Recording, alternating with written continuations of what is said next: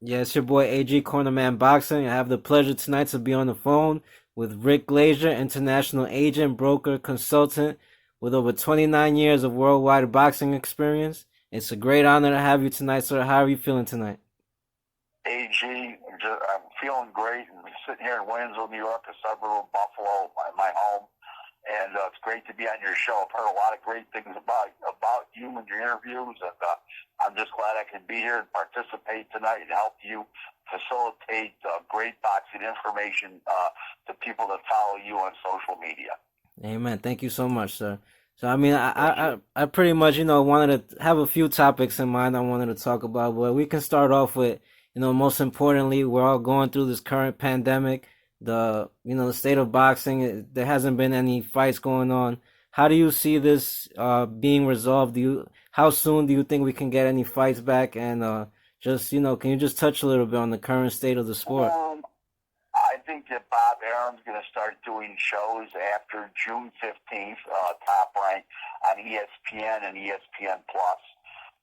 There won't be any pay-per-view for a while, but it will definitely be ESPN and ESPN Plus app. And those fights will originate from Las Vegas. I know that Oscar De La Hoya is planning a Ryan Garcia special on the 240th birthday of our country, or 244th birthday of our country, and that'll be on July 4th. And I think that boxing will get up and running without fans for at least through at least through November. If we're going to have fans after November, we'll see. Hopefully, everything will be back to normal in 2021, where the fans are allowed to come back in and allowed to attend fights. We're going to have trouble doing pay-per-view fights right now, like Wilder and Fury, Right. and even if Spence and Crawford could happen, it wouldn't happen right now because you need a live gate to make those fights happen. And as you do, of course, Fury and Wilder rematch. And without those, Wilder Fury, the Fury Wilder generated $17 million in revenue at the door on February 22nd. It'd be impossible to do that fight, paying those two fighters the kind of money that they were paid to fight again without the gate. It'd be impossible. So Wow. that fight, I don't see that fight happening until 2021. And you know what? It's actually going to help Wilder a lot because the reason why is because he took a sustained beating in the fight. It'll give his body and mind a chance to rest. Number one, it'll give him a chance to bring in possibly a new trainer and work with a guy in the gym and get good sparring and get his act together and maybe close the gap a little between him and Tyson Fury because he didn't win a second of that February 22nd fight. And they fought 19 rounds in two fights, and the guy won only two rounds, and both times it was in the first fight when he knocked down Tyson Fury. He just can't hang with him boxing wise. And Fury's big, strong, quick, smart. The ring intelligence difference between Fury and Wilder is so extreme. Probably as extreme as I've ever seen Wow. in heavyweight boxing. So I don't see it. So that delay in that fight will help. But going back to the original question, that'll help the Wilder, and he'll need all the help he can get. But going back to the original question is, I think that the fighters themselves are going to have to realize that some of these situations they're going to have to take less money than they've been getting for fights and go back to the drawing board. This is not the promoter's fault. This is not anybody's particular fault except China. And China lied to the United States. We have a pandemic in this country, and you cannot hold the fighters and the networks and the streaming services responsible because you want to get overpaid right now in a bad economy. Don't forget one thing.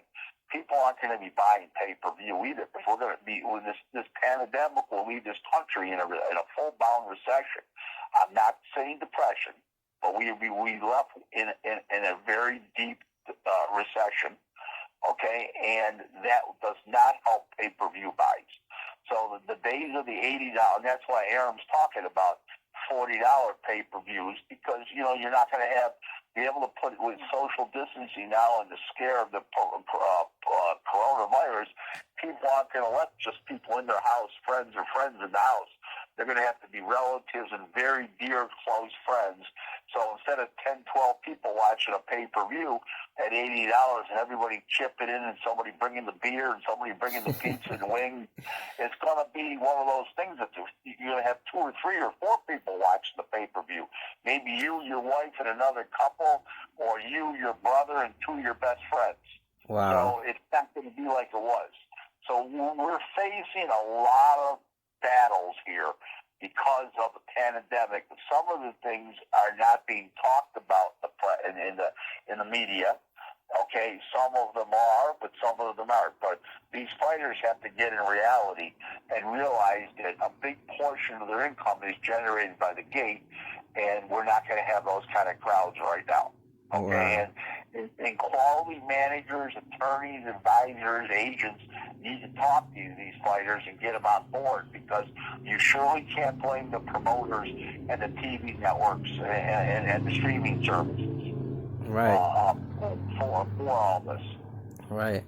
And I mean, you being a fellow New Yorker, such as myself, and this having such a great, rich boxing history, how soon do you think we can get fights back in the state of New York? Because we were hit pretty hard by this pandemic. I don't think we're going to have fights for a while in New York. I think we have other things to worry about right now in this state than professional boxing. We have 3 severe problems. We have the pandemic, we have the severe downturn in the economy, and we have the third thing is how we prepare going forward and how we live on what the new normal is going to be. And that's going to be problems on subways in New York City. There's going to be problems on trains and any kind of public transportation. And at airports, you've got 3 airports in New York City. 2 right in the city, in LaGuardia and Kennedy, and then you got Islip's got a big airport, and Newark's got a big airport. So you have a situation where we've got a lot of things to worry about. I don't see boxing coming back in New York City right now, especially with no crowds allowed. Which is in New York City boxing, the crowds are a big part of it. And without crowds in New York City, I think you're going to be hard-pressed. Why would PBC bring a show to Brooklyn right now with no crowds allowed? There's no reason. Might as well do it in a studio in Los Angeles or Las Vegas. If Bob Arum's going to do a show right now, he's not going to have any people there. Why they're going to do it in a studio? Why are they going to rent Madison Square Garden? So I don't see it. Now, on the smaller shows, without TV, how are you going to do a show with no gate, no sponsors? And when in a recession, you're not going to have any sponsors, and if you can't have any people there, you're not going to have any sponsors. So you got no sponsors and no ticket sales. Wow. So I think New York City boxing and New York State boxing right now is going to be very, very hard pressed. Now, who do I think is going to open up first? I think that there's a shot that Joe DeGuardia doing shows up at the resorts in the Catskills. I think that had what they call Resorts World Casino. I think that'll be like the first situation back. One, because it's a rural area. It's not a highly density of New York City. Number one. Number 2 is they can pay. They'll do a site fee, and I think that once the crowds are allowed back in, they'll jump on it right away. I would think so, being a casino. That's just my opinion, but I have no facts to substantiate that. That's just an opinion that I have. But we're going to be very hard-pressed to have boxing back here in New York for a long time. Wow. That's a very educated opinion. I appreciate your insight because, with all the experience, everything you said made a lot of sense. And so, I'm right with you on that. Thank you. Thank you very much. Now, going back to the whole, Tyson Fury thing, do you feel like there's any heavyweight right now that can beat him, or is he just like at the top of the throne right now, and there's nobody that can take him down? He said when he left the ring that night, when the fight was over, he says the king has returned to the top of the throne. Well, that was as true a statement that you could come up with. That's exactly what happened. Okay, I would make him a favorite to beat Anthony Joshua. Mm-hmm. I think he would out. I think his ring intelligence, his ring IQ. I call it ring IQ. I think his ring IQ is too much for Joshua. His jab is too good. He's just generally just too smart of a fighter, and he's very, very quick. This is what nobody talks about Tyson Fury. Okay, Anthony Joshua has got ability. He's a manufactured fighter. Okay, Deontay Wilder has no ability, but he can punch. Okay, he's a manufactured fighter. Tyson Fury was born to be a fighter. He's given. He came into a fighting family. His father was a fighter. His uncle was a fighter, and he was named Tyson after Mike Tyson. You know, that name wasn't an accident. He's 31 years old, so he was born in 88 or 89, and in 88, 89, Mike Tyson was at top of the game, knocking everybody dead. So he named his kid after Tyson. If he wanted his kid to be a genius, he would name him kid Albert after Albert Einstein. Right. Right? Okay. You know, does that make sense? Absolutely. Or if you right? Okay. So my point is to you is that he was named after a fighter because the father wanted him to be a fighter. He said, "My son's going to be a fighter," and this kid had boxing gloves on at age 5. So, you know, if not even before, you know, he admits to 5. You know, who knows? I mean, the guy could have put him on, 2 days after he left the hospital. Who knows? But my point is to you that this is a natural-born fighter, just like the line "natural-born killer." This is a natural-born fighter. He knows how to fight. He has the instincts in there. He's got the natural ability. He's got the hand speed. He's got everything that it takes to be that prototype great fighter. Now, Bob Arum goes and says the other day that he would have beaten Ali. He's better than Ali. Well, let's not get too carried away here, okay? But he is 6'7" and much bigger, weighed a lot more than Ali. He has great hand speed and great instincts like Ali. So it's not that far-fetched. But to invoke Muhammad Ali's name in a conversation with these modern heavyweights, put it this way to you. Beating Deontay Wilder for Tyson Fury was not exactly beating George Foreman. Trust me. Right. So I'll leave it like that. Just imagine what Big George is a heavyweight. The guy who destroyed Frazier in a couple of rounds and Ken Norton immediately, and all these guys. Could you imagine what he would have done to Deontay Wilder? Oh my God! Right, and that takes me back to a quote when you recently said that was the era when men were men. That was the era when men were men. Yep. Yeah, you like it? Huh? Well, yeah. I mean, they fought 15 rounds like animals. Right. Go look. Everybody ought to go to YouTube and look at one fight, okay? And you tell me how those guys would have done in this era. Okay, Sugar Ray Leonard and Roberto Duran, 15 rounds in Montreal, June 1980. It was a war for 15 rounds, from the start to the end. It was barbaric. Wow. Okay, no knockdowns. They just threw punches. Go look at Larry Holmes, June '78. Go look at Larry Holmes versus Ken Norton. 15 rounds, the greatest 15 round, probably the best 15 round heavyweight fight ever to go the distance, and no knockdowns.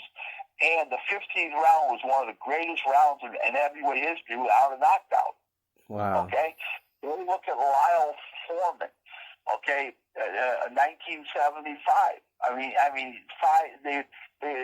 Foreman was on the deck twice. Lyle was on the deck 3 times. The third round time, he even let got to get up. He couldn't get up. That's the difference. Today, sometimes they can get up. They elect to stay down. Back then, they didn't elect to stay down. He was knocked the fuck out. Okay? And that was boxing then. Those were scheduled Holmes and what do you call it, won 15 rounds? Holmes and Cooney. Leonard, Duran, Leonard won 15 rounds. Those were wars. I believe Hagler and Leonard too, right? 115. Yeah. No, that was a 12 rounder.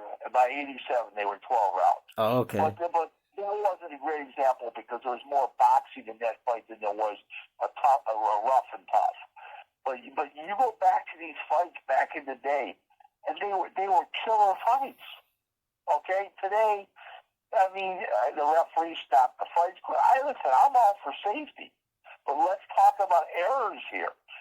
There's a big difference in boxing, and I've said this on other talk shows, okay, and other interviews, and I'm going to tell you what it is, Andre, for all your fans, okay? And I know you have a lot of fans because people always tell me, how come you never been on an AG show? How come you never been on an AG show?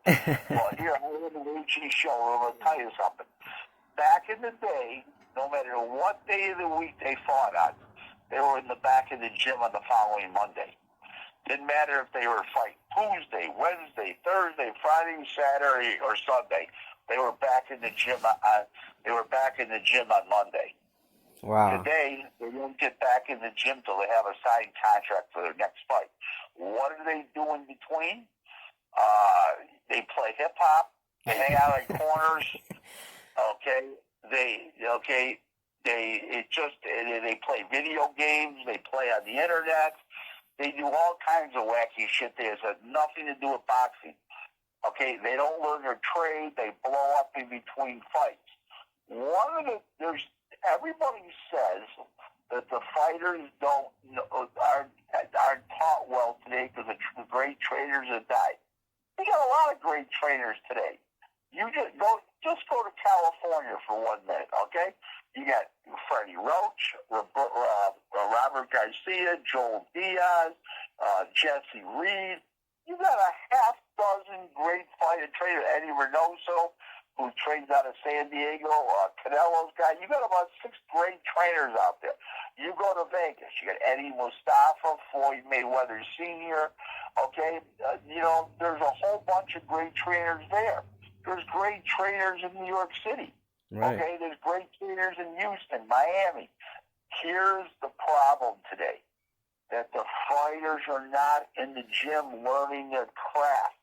As soon as the fight's over and honing their skills and brushing up on their mistakes and correcting those mistakes, okay, they're going and doing all these other things. Then by the time they're fat and they get into the gym, they spend all their time losing weight to make the weight, okay? And they're not free. They're not developing their bodies in between fights like a Bernard Hopkins did, who never got out of shape. Okay, that's the problem that we have today with these fighters. It's not that we don't have the trainer. That's a mistake that people make. It's that they're not learning because every time they get back in the gym, they're with a signed contract. They've got to make the weight in 6 weeks or 2 months, and they're 50, 60 pounds overweight. So they don't work on floor work and skills and getting taught tricks of the trade. They're too busy with sauna suits on, and they're too busy trying to lose the weight. Right. Okay, that's the problem. Then when they get into a fight, why do they get stopped with body shots? Because they didn't get into fighting shape. They got into shape to make the weight. And there's a big difference between getting in shape to make the weight and in shape in the fighting shape. Do not confuse the two of them. If you're already in the gym in between fights before you have the contract, right from the previous fight, then you can get in fighting shape and stay in fighting shape. But if you're not, and you're out of the gym and you get back in, you're getting in to lose weight. You're not getting in to tone your body and harden your body. You're in there to get the fat off your body. Wow. Now, Adrian, did anybody ever explain this to you? Not the way you just broke it down, and it made perfect sense. Well, that's why you have me on your show, for no other reason. It's not my good looks, because nobody's looking at me right now. Okay, it isn't for my outstanding personality, and it's not because all the LDBC and Hamanites and the agenda crew, not because they all hate me. It's because I just told you something that nobody's ever told you before. That's why I'm on your show. Right. And I mean, it caught my attention because I know that not only do you know the business aspect of the sport, but you actually know the sports side of it as a trainer, as a cornerman would. Yeah. Well, that's what makes, Don King somebody asked Don King one time, what makes Rick Glaser the guy that he is? He says, Rick knows the sport from the ground up. He knows all aspects of the business part, and Rick would rather tell the truth when a lie would serve him better, much better. Wow. And that's the person that I am right there. One of the reasons why I had a great relationship with Don for as long as I did, and the only reason why we still have a great relationship, the only reason why I'm not working with him is because he's in semi-retirement. I ended up getting a cancer, and by the time I came back, 32 months later, back in the boxing full time, Don had sort of like semi-retired. But we still talk on the phone, like 5-6 times a week anyways. Nice. So, we are friends. He died. Don did a lot for my career. My career started out, Mike Akery in 1991 took me under his wings. Then I met Ron Katz in 93. He was working for Top Rank at the time. He was an East Coast matchmaker. He was the second guy to help me. Then the third guy was his West Coast contemporary for Top Rank is Bruce Trample, who's now in the Boxing Hall of Fame. Bruce started in 94. I started with him, and he gave me a lot of business. And then I met Don Majeski, in about 96. And Don helped me a lot internationally. Don's from Queens, New York, and College Park and College Point in Queens. Don's a legendary boxing guy and international agent, broker himself, and consultant. And then I met Don King, and it was all it helped put the package together and make me the person that I became. Great mentors, every one of them. I learned a lot from every one of them. I forgot nothing.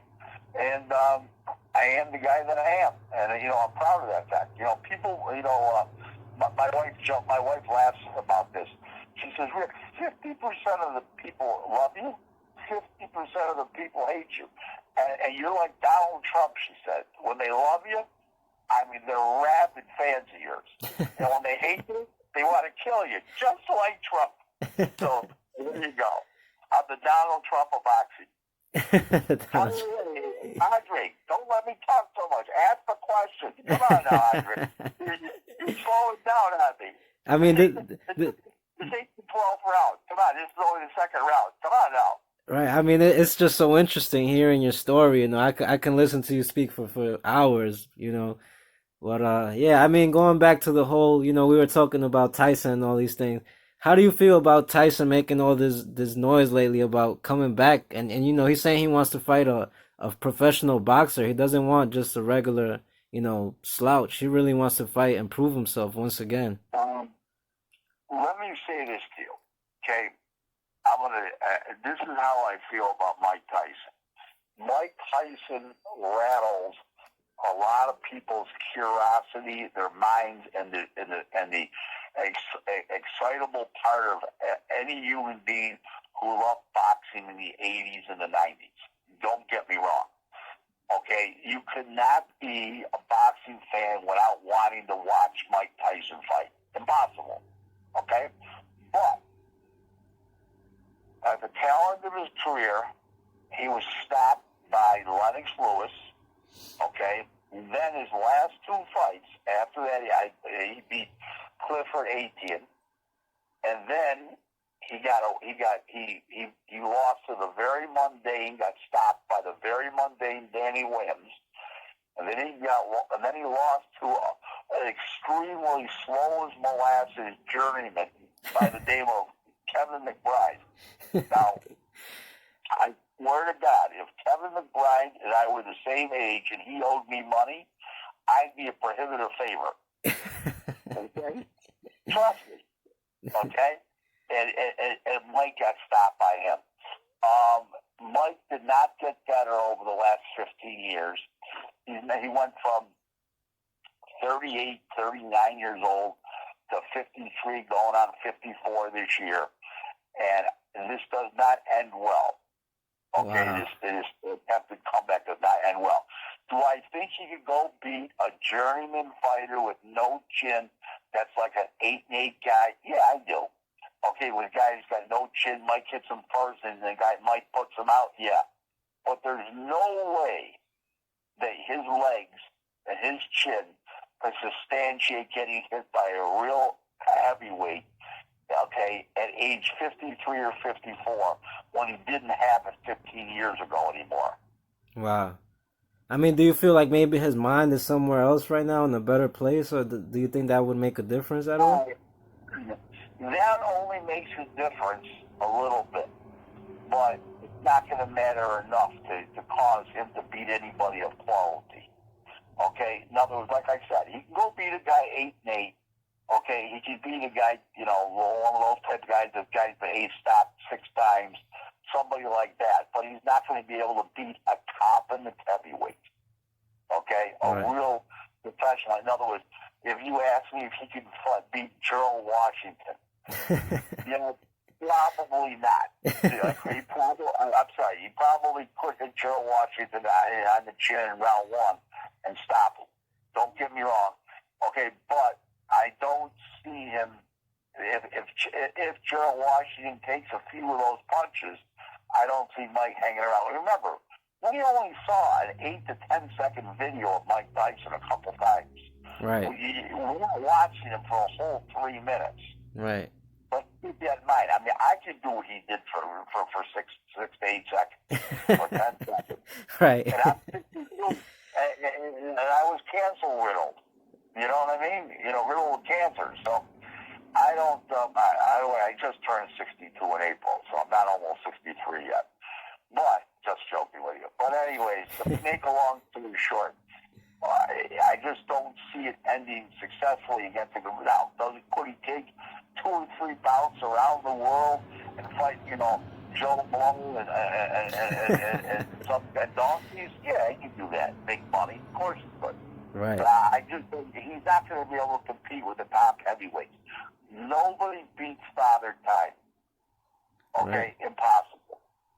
I mean, the only man. I mean, I was still way too young, but I kind of go back to study. The only man I've seen that kind of got close was wasn't it Foreman that he won the title at 50?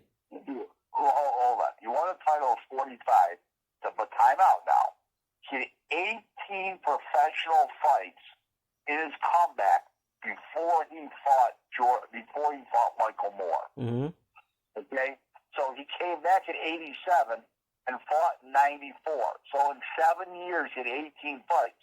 You're comparing apples and oranges here. You think Mike's going to go on 18 fights and take baby steps to get to the top? Fuck, at that rate, he'll be 61 before he fights for the title. Right. Yeah, no. I mean, you're right. It is apples to oranges. I also feel like they're way kind of different type of fighters. Also, there's another issue. When George came back, okay, he was like 37 years old. Okay, he fought for a title at 45.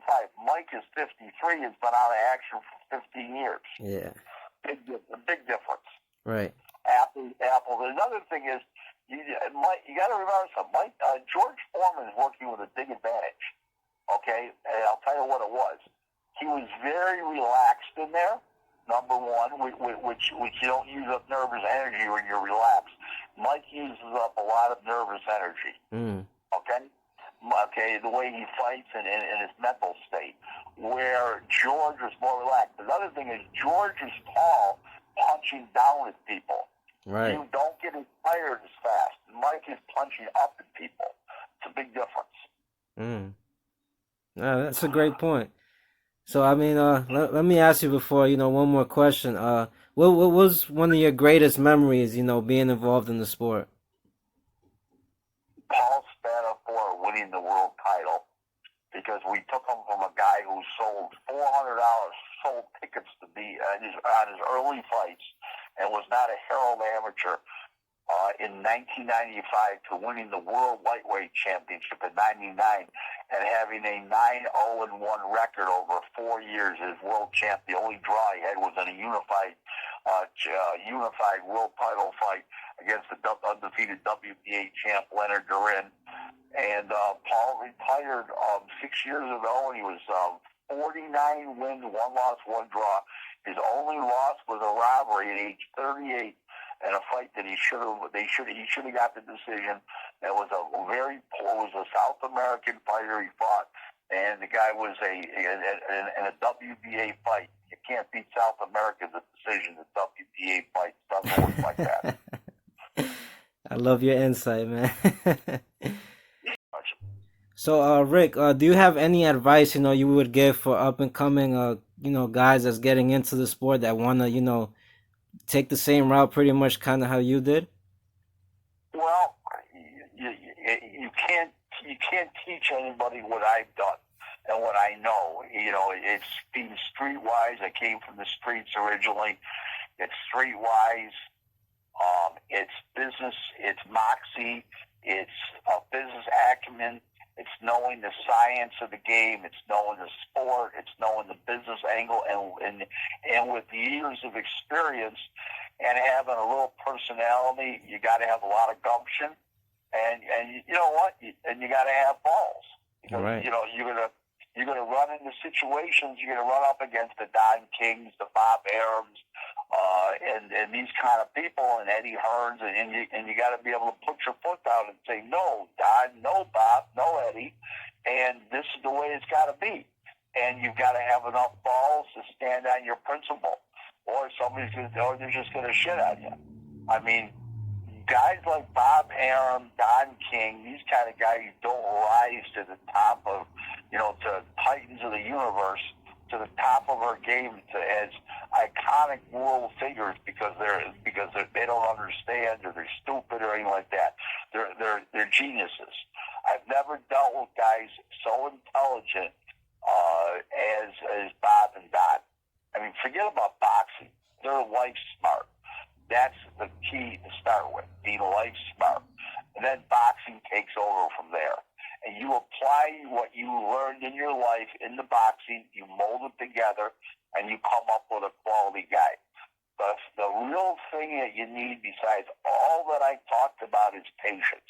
Wow. Because if you're married and you don't make money for 3 months in boxing, which I don't make money sometimes for 3 months, but then all of a sudden you make $100,000 in a month.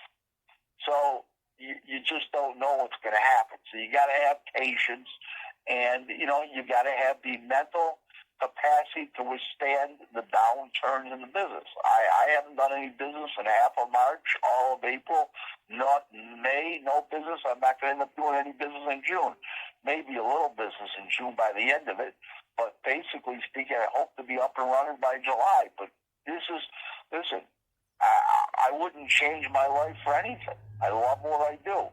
And I love the excitement of boxing. I love boxing. You have to be a passionate boxing fan to want to do this. And I was a passionate boxing fan.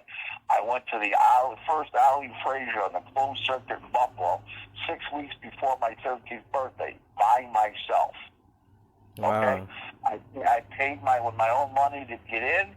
Okay, I bought the program, I bought the concessions. I had a wonderful time for $6 for the whole night. Okay, and that was 49 years ago. So, but it's just not an easy business. A lot of sharks out there in this business, but you know what? You got to be able to go through the rough and murky waters of professional boxing and bring your head out of the water and say, hey, put your hands over your head and say, hey, I've conquered this. And you just got to, there's a lot of things about it. It's not easy. But if you do succeed at it, you can succeed at almost any other thing in life too. Right. Fire away, Andre. Come on now. You're slowing down on me. Come on now, No, I Andre. mean I'm soaking up the game because everything you're saying, it's pretty much a wisdom and knowledge, and it's just I'm glad I'm able to document this stuff, so we can hopefully reach the next generation coming in, and they can be groomed the right way for those that want to seek the knowledge. Well, I appreciate that. So what's your next question? Well, I pretty much we got to cover everything I had in mind tonight. I want to pretty much now just thank you for your time, your attention. I greatly look forward for the next interview we can do. And like I said, it's been an honor and a Yeah. pleasure. Thank you. I'm rip roaring, ready to do anything you want to do at your convenience. I'm ready for you, and just like to say thanks for having me on, and all AG Cornerman fans. You're a quality guy, and good night, everybody. Enjoy. Thank you, Rick. Do you have any shout outs you want to give to anybody, anything like that? Yeah, my Twitter handle is at real Rick Glaser one. So it's real Rick Glaser one, and Glaser Glaser. But there's a lot of fake Rick Glaser accounts out there. There's a real Rick Glaser. There's a Rick Glaser one. But this is Rick. This is real Rick Glaser one. You'll see me in a black Fila sweatsuit. I've got approximately, I don't know, somewhere around 1,500 followers right now. I started on Twitter late in January of, I wasn't on Twitter, January of 2020, so I just got on in January. So if you look, you'll know you got the right one. So it'll say January 2020, and it'll be me with a pair of sunglasses on and my